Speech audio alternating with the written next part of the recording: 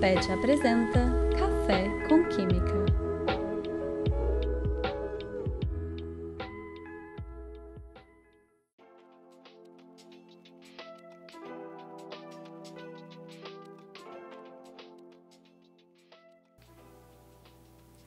Olá pessoal, eu sou a Júlia Vargas, estudante de Química Tecnológica e integrante do PET Química, que é o UNB-MEC, e estou acompanhada aqui hoje do Eliardo Luz, estudante da Engenharia Química e também integrante do PET Química, e que é o UNB-MEC. No episódio de hoje teremos o professor Dr. Ângelo Henrique de Lira Machado como nosso entrevistado. Ele irá nos contar um pouquinho sobre sua trajetória acadêmica e profissional e também sobre a sua experiência com pesquisas relacionadas à síntese orgânica. Seja bem-vindo ao Café com Química, professor. Muito obrigado por ter aceitado o nosso convite. Boa tarde, Júlia. Boa tarde, Eliardo. Um prazer estar aqui com vocês. Espero que seja proveitoso para todo mundo.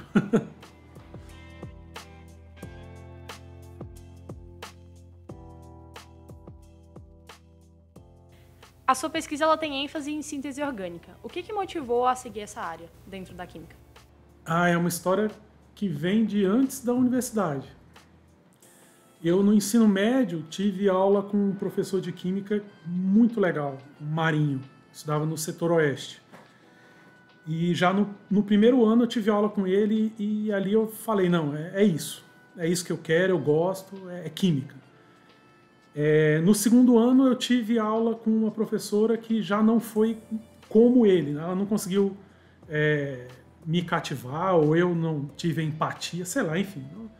Não era igual. O Marinho era um professor diferente. Todo mundo gostava muito da maneira como ele transmitia as informações. E quando foi no terceiro ano que ele voltou e deu aula pra gente e entrou com química orgânica, aí eu tive mais certeza do que eu queria. Eu falei, química orgânica, isso é muito legal. Eu não tinha nem ideia para que lado queria. Mas aquilo ali eu achava tão interessante, tão bacana que eu falei, não, é isso mesmo. E nessa mesma época, na igreja que eu frequentava no Cruzeiro Novo, a Santa Terezinha, chegou uma pessoa que começou um coral lá. E eu comecei a cantar nesse coral, e ele é o professor Luiz Romero aqui da Faculdade de Saúde, do curso de farmácia. Ele na época fazia mestrado na UNB, em Química Orgânica com o professor Gulvan, que já é aposentado. E o Luiz me incentivou muito, e o Luiz trabalha também com Química Orgânica. E ele, não, então, é assim, é assado, vamos lá conhecer o laboratório, não sei o quê. E assim, foi paixão à primeira vista, né? Tanto que fiz o vestibular, passei, né? Entrei em 94. E no terceiro semestre, logo que eu terminei, eu já fui fazer iniciação científica no laboratório do professor Govan, trabalhando com o Luiz. Então foi dali que tudo começou, assim, lá atrás, com o Marinho já mostrando, né, alguns aspectos de química. O Luiz, que já me falava da química orgânica, e eu já entrei com esse foco. Eu falei assim, eu quero muito trabalhar com química orgânica. O senhor, durante seu período de graduação, o senhor teve alguma dificuldade, assim, por exemplo, com matéria de orgânico? Certamente, com certeza. Então, qual foi a maior dificuldade que o senhor encontrou e como é que fez para superá-la? Tá, aí eu acho que assim, a dificuldade ela veio não só na orgânica, mas na compreensão do que eu estava fazendo aqui. Eu cheguei, tinha 17 anos, eu acho. Era 17, 94, 17. Eu tinha 17 anos, então assim, muito imaturo e muito ainda assim, ensino médio, né? E então eu vinha assistir aula, voltava para casa, né? Então eu não tinha entendido que eu estava aqui para aprender minha profissão. Eu sabia que era isso que eu queria, mas ainda não tinha percebido isso. Então, eu não aproveitei tão bem quanto eu poderia ter aproveitado os primeiros semestres. Acho que isso é uma coisa que todos nós passamos no curso superior. A gente entra muito novo e passa por isso. Aquele tempo para cair a ficha, né, que você está na universidade. Exatamente. Então, na verdade, eu fui tendo um crescendo de compreensão e, inclusive, as notas foram melhorando à medida que o curso foi passando. E quando eu fiz Química Orgânica 1, na época, FQO, né, chamava Química Orgânica 1, era Química Orgânica 1, 2 e 3. Né? Só quem dava essas disciplinas eram os professores titulares da cadeira de Química Orgânica, na época. Né? Então, eu tive dificuldade em todas as 3 orgânicas. Eu tirei MM nas 3 orgânicas. Tirei MM com o professor Carlos Camisa Forte, Orgânica 1, MM com o professor Peter Bacuzes, na Química Orgânica 2, e MM com o professor Hugo Monteiro, na Química Orgânica 3. Mas eu vou ser sincero para você, foram os MMs mais bem tirados da minha vida, porque foi muito, muito exigente, assim, praticamente ninguém passava, era um filtro muito fino que eles estabeleciam, era a maneira como eles pensavam a coisa, e apesar disso eu sabia que era aquilo que eu queria. E aí eu fui começando a entender como é que as coisas se conectavam, como é que funcionava, eu fui entendendo como é que eu tinha que fazer, como é que eu tinha que estudar. E cada um com um jeitão diferente também. O professor Carlos, Camisa Forte de um jeito, o professor Peter de outro jeito, o professor Hugo Monteiro, cada um com seu estilo. Mas aí, por exemplo, quando foi logo depois disso, a gente tinha no fluxo uma disciplina de síntese orgânica, 6 créditos. Aí eu e mais 2 amigos, né, os dois inclusive são peritos da Polícia Federal, João Carlos e o Leandro Machado. Nós 3 fomos procurar o professor Peter para dar a disciplina de síntese orgânica. E aí ele botou a gente junto com a turma da pós-graduação, que era 4 créditos. Ele fez os caras assistirem 6 créditos. E nós 3 passamos com o MS. Então é uma questão de amadurecimento, sabe? Assim, é difícil, é complicado, tem a questão do estilo de cada professor, mas eu acho que tem também uma questão de você começar a entender como é que funciona aquilo ali. Do mesmo jeito que matemática tem, física tem, a orgânica também tem essa dificuldade aí. E já pegando um pouquinho do gancho, né? Como é que o senhor descobriu que você queria ser professor? E principalmente professor de orgânica, né? Como é que foi o processo de fazer essa escolha? Se já era um desejo que surgiu no início da graduação ou foi uma coisa que o senhor amadureceu depois? Como é que foi que isso aconteceu para o senhor? Tá. Eu logo que entrei, eu fiquei sabendo do PET. Né? Na época era o professor Bob, o nosso tutor. E meus pais não tinham condição de me manter aqui. Eu precisava, de alguma maneira, conseguir um jeito de ajudar. Então eu sabia que o PET era a minha chance melhor de conseguir algum auxílio financeiro dentro da universidade. E aí eu eu me dediquei no primeiro e no segundo semestre para não reprovar. Fiz um esforço tremendo para não reprovar. E aí consegui entrar no PET e aí fui até o final também sem reprovação. Né? Aí a coisa já estava mais fácil porque eu tinha o suporte para estudo. E o PET, na época, era Programa Especial de Treinamento. O foco era o quê? Era identificar estudantes que tivessem perfil acadêmico. E desde o início eu sabia que o meu perfil ele era acadêmico. Eu tinha muita clareza disso. Eu queria trabalhar com pesquisa, né? Mas só que no Brasil academia e ensino são atreladas, né? A gente tem isso aí. Então eu fiz a graduação, saí para fazer a pós-graduação, sempre pensando, um dia eu vou fazer um concurso para ser professor. E minha primeira experiência como professor foi já no doutorado, que tinha um estágio em docência, e aí eu fiquei responsável por uma turma de laboratório. Ali eu já achei interessante, já gostei. Quando eu terminei a pós-graduação, que eu estava trabalhando numa indústria, o meu chefe foi convidado para dar um curso sobre o que a gente fazia, sobre ampliação de escala. E aí ele falou assim, Ângelo, você não quer ir lá? O Dr. Edson Lima, diretor da Cristália, da farmoquímica da Cristália. Ele falou, você não quer ir lá dar esse curso? Eu falei, tá, mas como é que é? Meia hora? Ele, não, é um curso de 6 horas, 8 horas, uma coisa assim. Era manhã e tarde o curso. Eu falei, nossa, Edson, mas isso tudo... E ele falou uma frase que ele sempre falava, ele falava assim, eu não sei se você dá conta não, mas... Não, você dá conta sim. Eu tenho certeza que você dá conta. Aí eu peguei e preparei o material e foi super positivo. Adorei a experiência. Aí me chamaram depois, mais algumas vezes. Aí eu falei, não, é isso aqui que eu tenho que fazer. Meu lugar é compartilhar o conhecimento.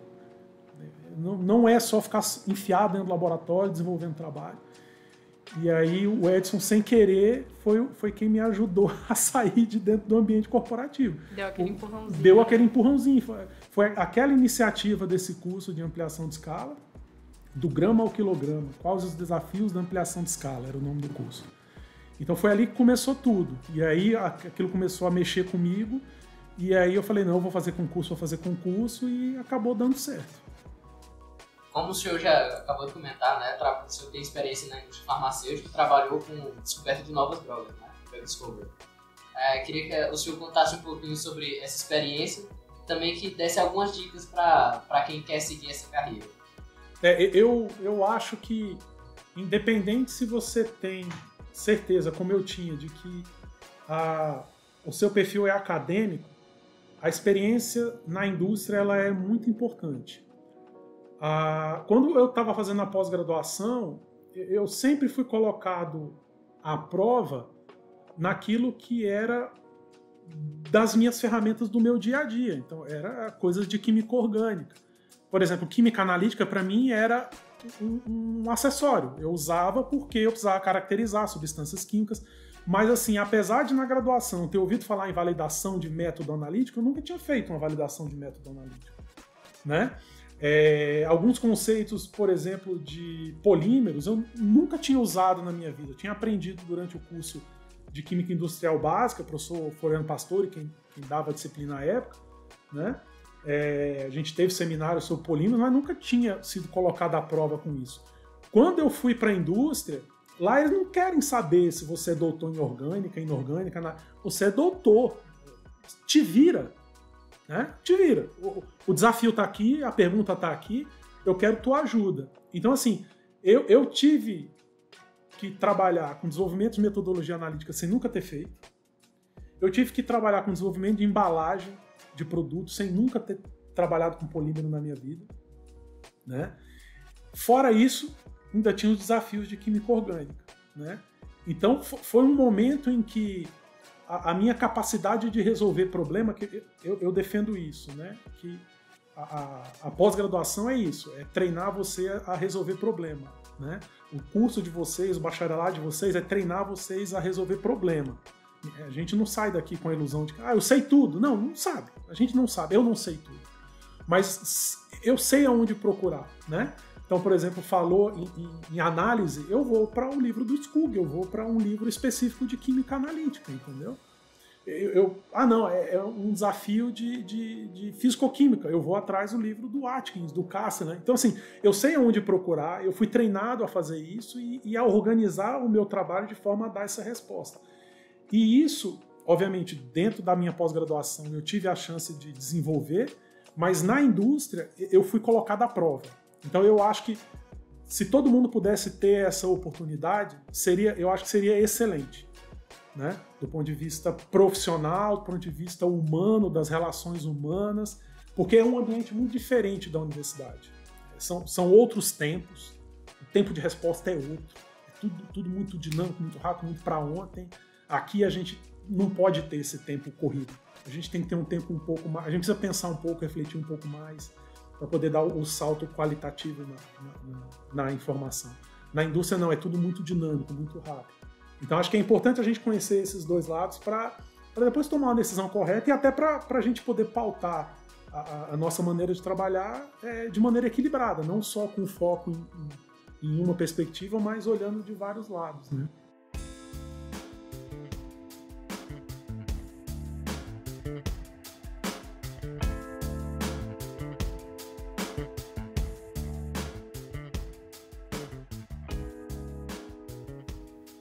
Você também foi professor visitante, né, numa universidade internacional, a Durham University.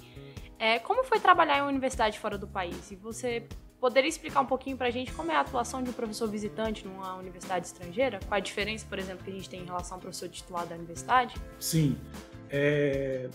Então, à época, eu estava terminando a minha gestão de coordenador do programa de pós-graduação de Química aqui, da UNB. E aí eu conversando com minha esposa, eu falei assim, eu acho que agora é um momento bom de ter uma experiência no exterior. Porque assim, eu por ter terminado o doutorado e já estar trabalhando nesse período, eu não tive a experiência de um pós-doutorado como a maioria dos meus colegas tem. O meu pós-doutorado foi meu emprego na indústria. Essa é a minha experiência vamos chamar de pós-doutorado, não pós-doutorado acadêmico, né? Então eu não tive essa experiência no exterior, apesar de eu ter passado, logo no final, terminando o curso de Química, eu e um amigo, o João Carlos, esse que a gente fez disciplina de síntese orgânica, a gente passou 2 meses na Universidade da Califórnia. trabalhando com síntese orgânica lá no laboratório do professor Tom Scanner. Então eu tinha... eu falei assim, não, esse é o momento de eu dar uma pausa para a gente poder sair, vai para o exterior, e aí eu ganho academicamente com isso. Meus filhos estavam numa idade de 17, 14 anos, que também para eles seria importante, então eu falei, vamos tentar procurar. E aí eu consegui o contato por meio de um professor que eu conheci no Instituto de Biologia, que foi professor da Universidade de Durham, ele me colocou em contato com o professor Patrick Steele, que é o meu contato lá, né?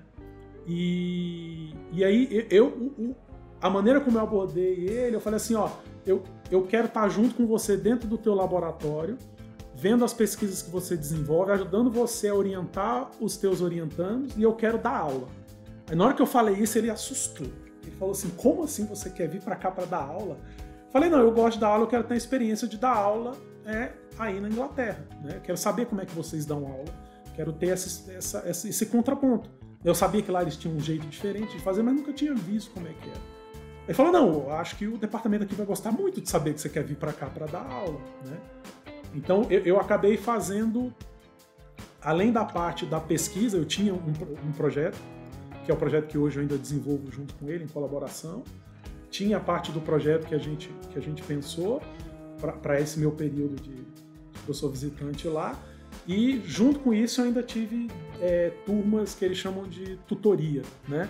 São grupos menores que a gente vai especificamente em alguns pontos da química, né? No caso era química orgânica para alunos de primeiro ano do curso deles, né?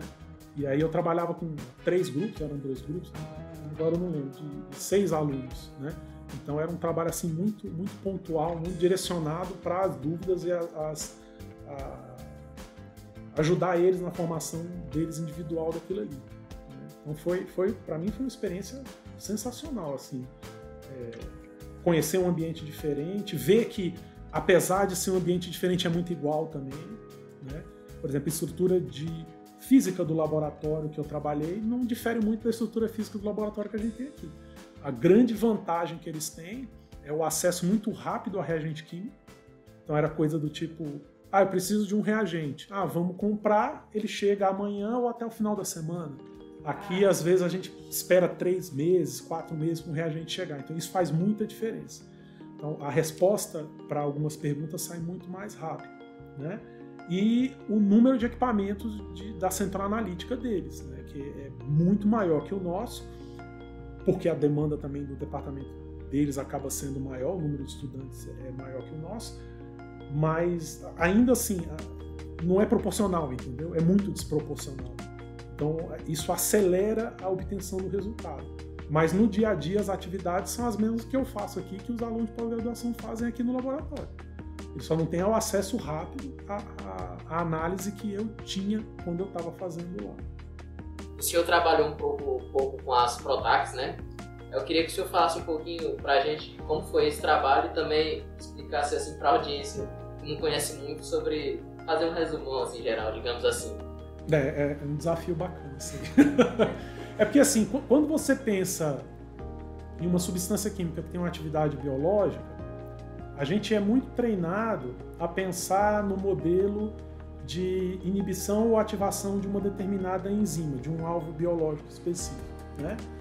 Então, por exemplo, vamos pensar em losartano, tá? Que é um medicamento para controle de pressão arterial. Qual que é o alvo fisiológico? É a enzima conversora de angiotensina, tá? Então, o que essa substância faz? Ela é uma inibidora da enzima conversora de angiotensina. Então, ela vai competir pelo ligante natural dessa enzima e não deixar a enzima desenvolver a atividade que ela normalmente desenvolve, que é o quê? É de contrair vaso sanguíneo e aumentar a pressão arterial, tá? Então, a ideia é sempre essa em um medicamento, né? Você inibe uma enzima ou você ativa uma enzima. Você pega uma substância química que o seu corpo não produz tão eficientemente e você administra ou ela ou alguma coisa que tem um papel parecido. Então, é o que a gente chama de agonista ou antagonista. Então, essa é o paradigma da química medicinal, né? Só que é o seguinte, tudo está focado na enzima.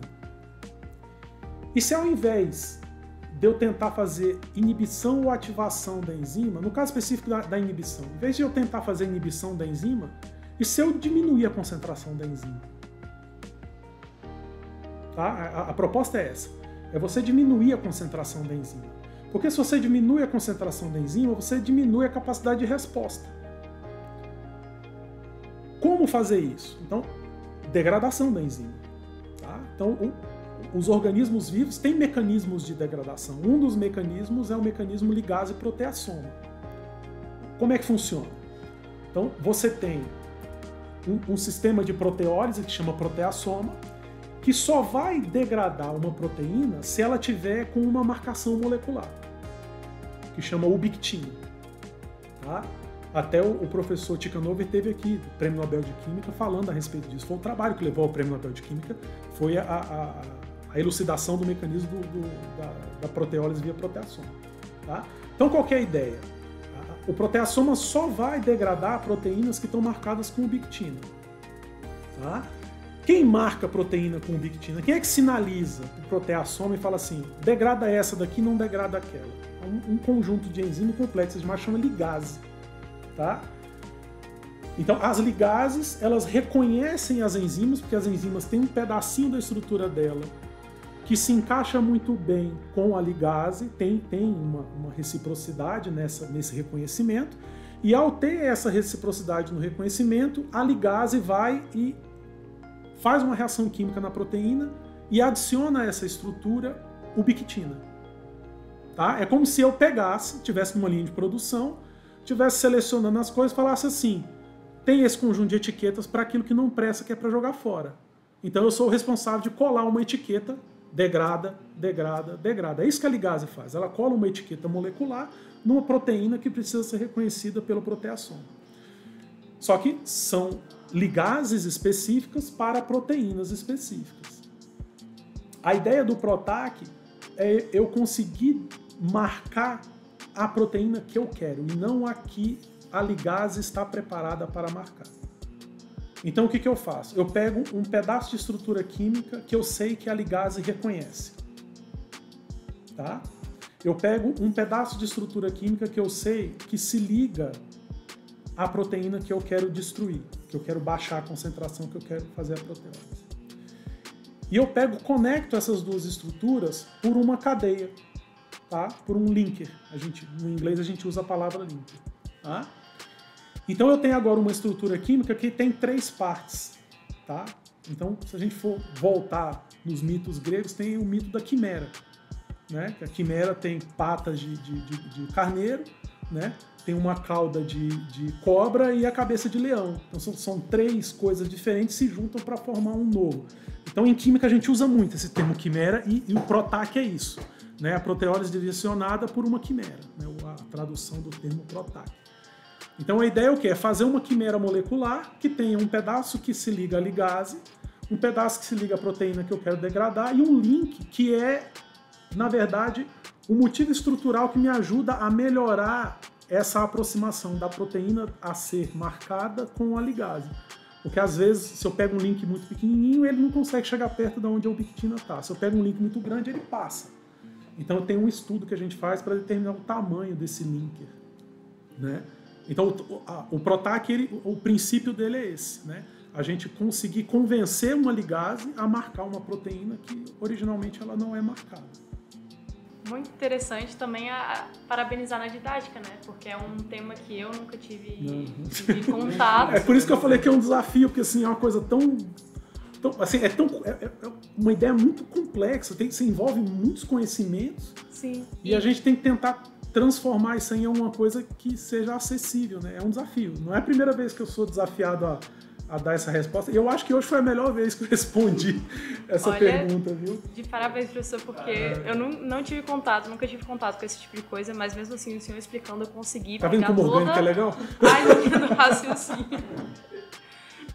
E seguindo também um pouquinho, né, o senhor tem experiência dentro da tecnologia química. E como é que essa experiência impactou na sua carreira? Você acredita que essa experiência te abriu portas durante o desenvolvimento aí da carreira do senhor? Isso. Sim, com certeza. Essa parte da experiência com tecnologia química foi pelos empregos que eu tive. Então, eu trabalhei inicialmente numa empresa que produz defensivos agrícolas, né, fitossanitários e nomes sanitários, né, o nome de legislação que a gente dá, empresa Fersol, lá em Mailinque, em São Paulo, e o meu cargo lá era de pesquisador pleno para desenvolvimento de processos. Bem, eu sou bacharel em Química. Eu nunca fiz uma disciplina de elementos de operação unitária, nunca fiz uma disciplina de Química Tecnológica, de Engenharia, nada disso. Eu não conhecia nada da indústria, a não ser o portão do lado de fora. E as torres de lavagem de gás que a gente olha e vê que sai fumaça lá de cima. Né? Minha visão de indústria era essa. Nunca tinha visto um reator de perto, nunca tinha visto nada. Lavador de gás, não tinha visto nada. E aí eu estava terminando minha bolsa do doutorado, e aí eu já tinha a minha filha mais velha, Ana Beatriz. Minha esposa ainda estava para terminar o doutorado, e aí eu peguei e fui me candidatei a essa vaga e consegui. Meio do tipo assim, vamos lá para ver o que é, porque eu tenho que trazer dinheiro para casa, né? A ideia era essa. E foi, como eu falei para vocês, assim, foi um divisor de águas na minha vida. Eu vejo o desenvolvimento de pesquisa em ciência diferente depois que eu passei pela indústria, né? Lá foi a primeira vez que eu fui colocado à prova no conhecimento que eu sabia, porque o engenheiro chega para conversar com você, ele não vai falar quimiquês, ele vai falar engenheirês com você. E eu não sabia engenheirês, eu não era versado em engenheirês. Então eu tive que aprender engenheirês para conversar com o engenheiro.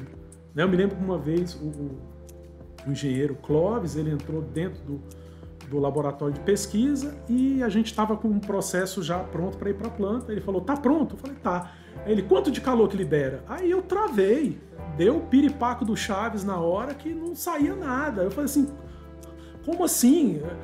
O espectro tá batendo, dá tantos gramas, é um sólido, que é o que o químico vê, não é o que o engenheiro vê, né?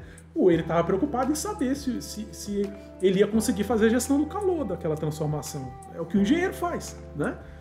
Então, eu falei, não sei quanto que é. Aí ele deu uma bufada, tipo assim, esses químicos não sabem de nada, né? Aí virou e falou assim, tá, qual a temperatura inicial? Eu falei, 23 graus. Qual que é a temperatura no final da dosagem? Dá, sei lá, 37 graus, 40 graus. Em quanto tempo que isso acontece? Tanto tempo. Qual que é o tamanho do reator? É um reator de tantos litros. Ele, é tantos watts. E saiu. Eu falei assim, cara, que conta mágica que esse cara fez? Que conta mágica? Um calorímetro. Experimente fisicoquímica, entendeu? Eu sabia, só que assim, nunca tinha parado para conectar as coisas. Então, essa experiência na empresa foi válida demais por isso. Porque eu sabia das coisas, podia não usar no dia a dia, mas eu nunca tinha juntado. Para mim era tudo dentro das caixinhas separadas, que é como didaticamente a gente faz, né, na universidade. Então eu tive que aprender isso. Então o contato com a tecnologia química foi muito importante nesse sentido, né? E foi o que me trouxe de volta para a universidade, que aquele curso de ampliação de escala é basicamente isso. É um curso para químicos de engenharia instrumental, né? Basicamente é isso. Eu vou falar com químicos, principalmente, claro, se tiver engenheiros, farmacêuticos, qualquer pessoa da área de ciência, tangente à química, vai entender o que eu estou falando, espero, porque eu vou pegar conceitos, coisas que nós químicos usamos e vou mostrar que dentro da empresa aquilo ali existe e tem uma maneira de acontecer, né? Então, esse contato com a tecnologia para mim foi importante nesse sentido. Tanto que assim, os trabalhos que eu oriento hoje, eu certamente, se não tivesse passado pela indústria, não teria orientado nunca. Tá? Por exemplo, teve um trabalho de doutorado do Robson Cavalcante, que ele é da Anvisa, que foi justamente sobre isso, né? É pegar uma sequência de reações e a gente fazer um trabalho como se a gente estivesse apresentando a documentação para a Anvisa. Eu só conseguiria fazer isso se eu tivesse noção desse conhecimento de tecnologia, dessa interface que a química tem com a engenharia. Eu adoro essas histórias de meio que desse contato que se tem entre o engenheiro e o químico dentro da indústria, porque isso acontece muito lá onde eu estagio agora. Vez ou outra a gente tem essa discordância, o químico fala uma coisa, o engenheiro quer saber de outra coisa.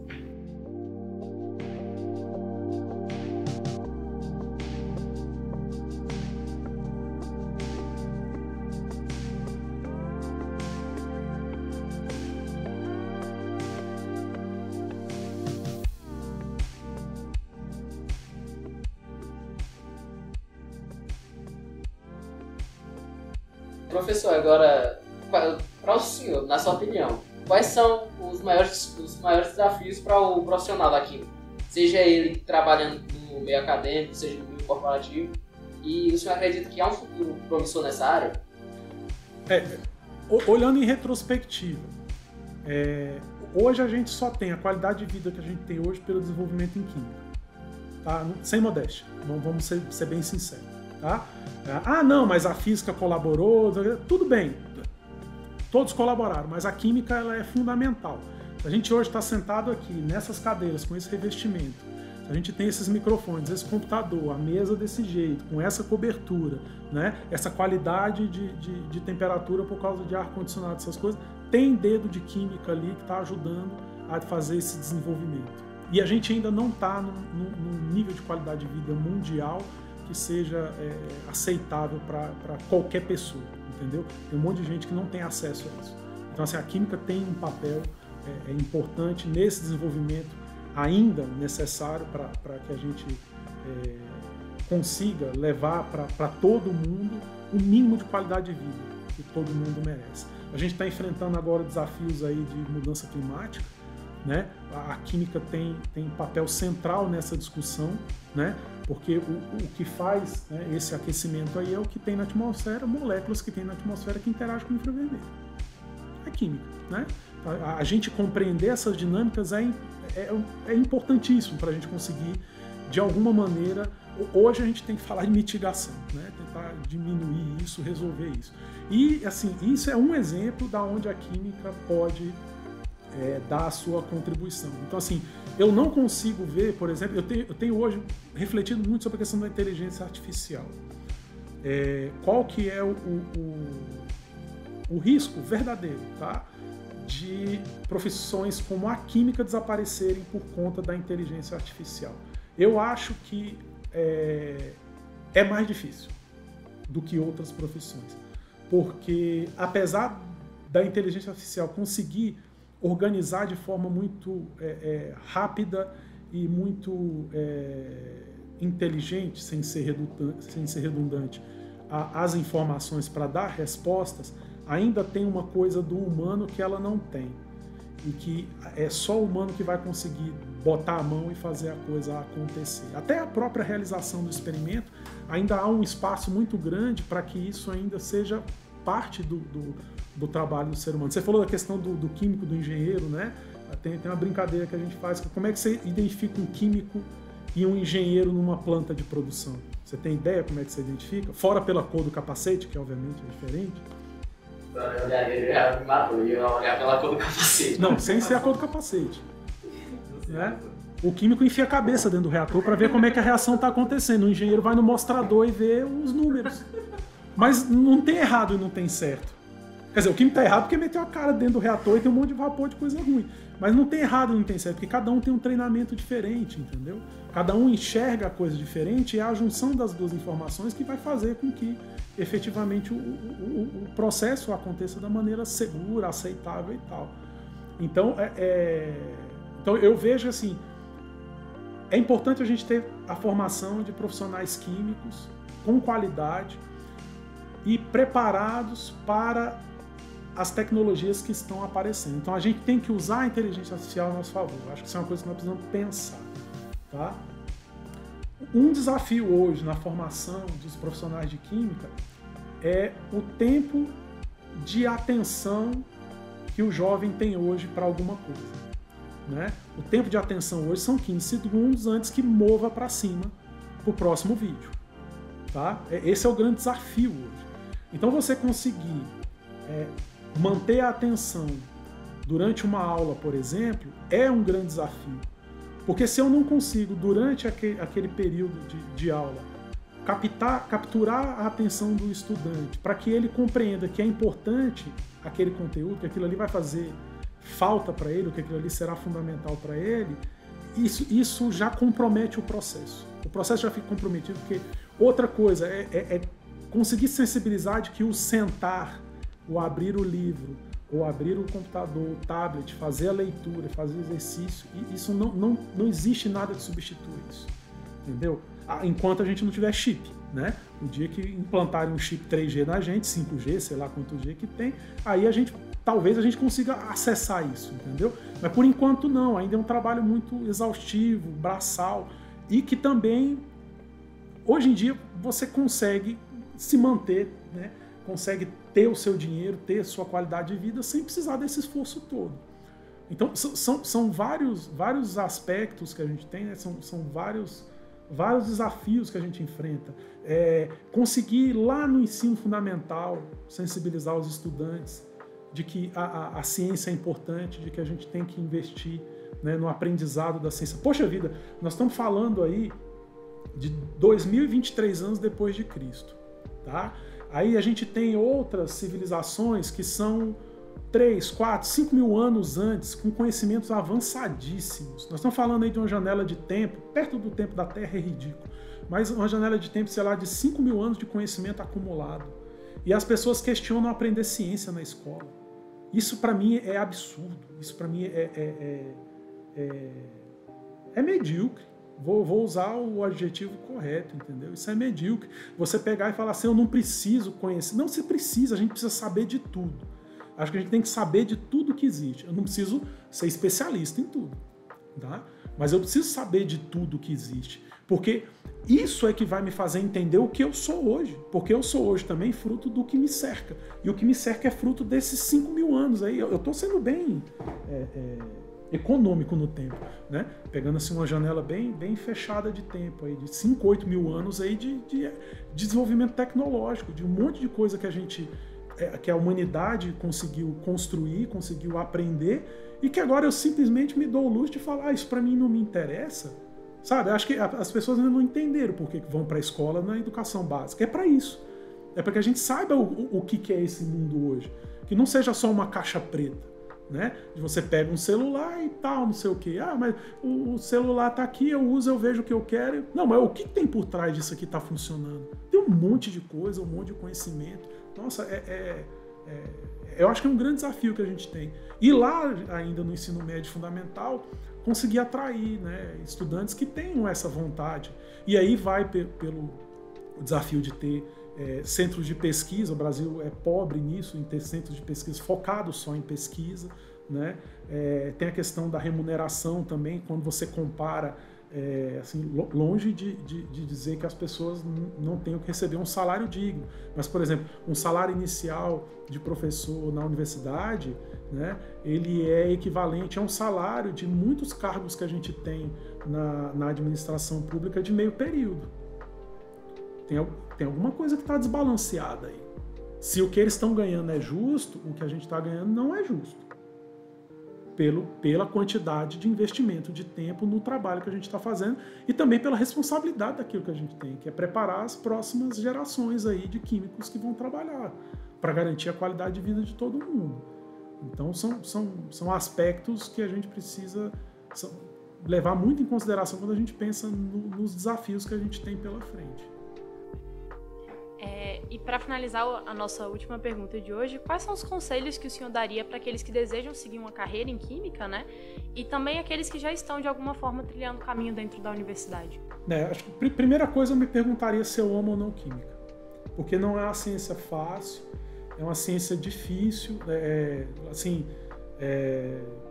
vamos ser bem sinceros, né? Assim, exige muito esforço intelectual, muitas horas de estudo, de abstração, de abandono, sabe assim, solidão, né? De você estar sozinho, refletindo e estudando. Então, assim, é uma carreira que para a formação, ela exige muito da gente. Eu acho estranho quando um estudante vira e fala assim, eu passei em química porque a nota de corte era baixa e eu vou ficando. Eu não consigo entender a pessoa passar por Cálculo 1, Física 1, sabe? Assim, essas disciplinas são muito difíceis, são difíceis. Assim, você pensar na população de uma forma geral, é inacessível para esse pessoal, porque eles não têm nem vontade de aprender aquilo. E às vezes não tem nem a ferramenta também. Né? E além de difícil, são justamente a base do curso, né? Porque você não faz nada se você não tiver essas disciplinas que em sua natureza já são muito difíceis. E aí já tem isso, né? A pessoa entra, eu vou fazer química, por que eu tenho que estudar matemática, por que eu tenho que estudar física? né? Aí vai um pouco daquilo que eu falei. Quando eu entrei, eu tinha muito a cabeça meio solta nesse sentido. Eu ia fazendo, assim, eu sempre fui o cara que tem que fazer, vamos fazer, e depois a gente vê o que dá. Mas assim, tem primeira coisa, assim, é isso mesmo que você quer? Você gosta de estar aqui? Você tá feliz estudando isso aqui? Apesar de tudo. E isso te deixa uma pessoa feliz? Te coloca feliz? Então assim, é isso. Então assim, respira fundo e vai trabalhando. Entendeu? Vai trabalhando. Procura o que a universidade tem para te ajudar. Estou com dificuldade nisso, tem monitoria, tem professor. Pergunta para o professor. Não deixa de perguntar para o professor. Eu fico chateado quando eu vejo o medo que os estudantes têm de perguntar. Né? E eu percebi isso no final do semestre passado e agora eu estou entrando em sala de aula já com a seguinte provocação. Fala assim, vocês estão proibidos de me perguntarem da seguinte maneira, eu tenho uma pergunta besta, eu tenho uma pergunta idiota. Porque quando você faz isso, você já está se colocando num nível inferior ao do professor. Tá? E aquilo ali pode ser o gatilho para você passar por uma situação desagradável do professor te humilhar e coisas do gênero. A gente sabe que isso acontece, não vamos fingir que isso não é verdade. Tá? Então assim, você já tem que colocar a pergunta no nível de quem tem o interesse de saber. Vocês estão aqui procurando a profissão de vocês, a gente é obrigado a ensinar a profissão de vocês. A gente é pago para isso. Se eu não quero, eu vou me embora. Entendeu? O contrato é esse. Eu estou aqui para ensinar vocês a serem químicos. Então vocês têm que perguntar. Não pode chegar e eu tenho uma pergunta besta. Não, professor, eu tenho uma pergunta. E faz a pergunta. Se o cara achar que é besta, o professor achar que é besta e tentar subir para cima de você fala, professor, é a dúvida que eu tenho e eu gostaria que o senhor me ajudasse a compreender. Se o senhor sabe a resposta, por favor, me dá a resposta. Por mais que eu ache que é uma pergunta simples. Entendeu? Claro, com respeito, né? Um relacionamento cordial, mas assim, não pode ser desse jeito, entendeu? Vocês não podem pensar sempre eu estou por baixo. Não, assim, cara, daqui uns dias vocês são meus colegas, profissionais da química, igual a eu, entendeu? Igual a mim, né? Então, assim, não pode ser desse jeito. Então, tem que primeiro, gosto. Então, vou levar o negócio a sério e vou procurar aprender. É a chance de aprender. Se você não aprender aqui, vai ser muito difícil aprender lá na frente. Tá? Eu, por exemplo, eu tive muitas deficiências por conta da maneira como eu estudei em inorgânica no início da minha formação, na inorgânica básica. Né? Eu tive muitas deficiências nessa minha formação. E eu tive que correr atrás depois. Meu doutorado foi em catálise, que é inorgânica. Entendeu? Então assim, eu tive que me superar. Se eu tivesse vindo já com informação, talvez eu pudesse ter dado um passo a mais no meu doutorado. Não sei. Tá? Mas assim, tem que aproveitar o momento, tem que aproveitar a oportunidade de discutir, né? E tem que ser resiliente. Precisa ser resiliente. Né? E quando chegar lá no final, na hora da formatura, você vai olhar para trás e vai falar assim, passei por isso tudo. Entendeu? Passei por isso tudo e valeu a pena.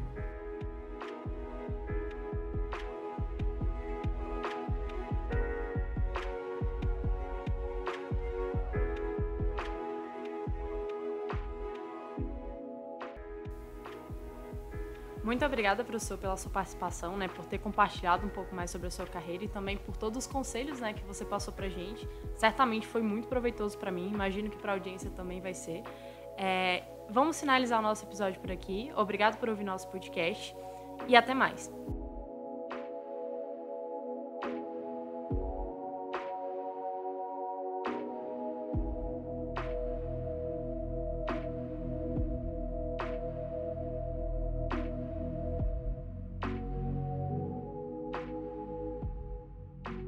Esse episódio foi feito com a participação de Júlia Vargas e Eliardo Luz como entrevistadores, Pedro Paulo Silva como editor, Diamantina Carla como roteirista e também gostaríamos de dar os nossos agradecimentos ao Ministério da Educação por meio da Secretaria de Educação Superior e ao Fundo Nacional de Desenvolvimento da Educação, FNDE, além do Instituto de Química da Universidade de Brasília.